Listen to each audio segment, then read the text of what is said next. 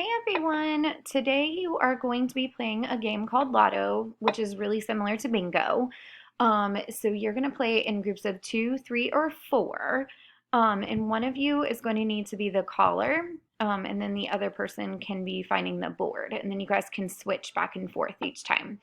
So you're going to have your pile of cards over here, and what you're going to do is you'll draw a card.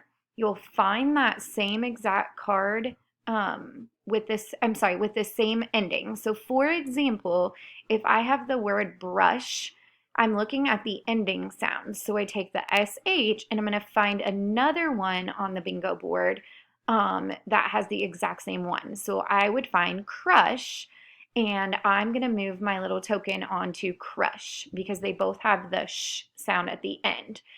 So then after you go, then you're going to take a turn for your partner. So they'll call a card, and whatever sound they have at the ending sound, like CK, then you would find that same ending sound. Okay? And then the first person to get three in a row going across or four in a row going down would be the winner. And then you guys can clear your cards and you can play again.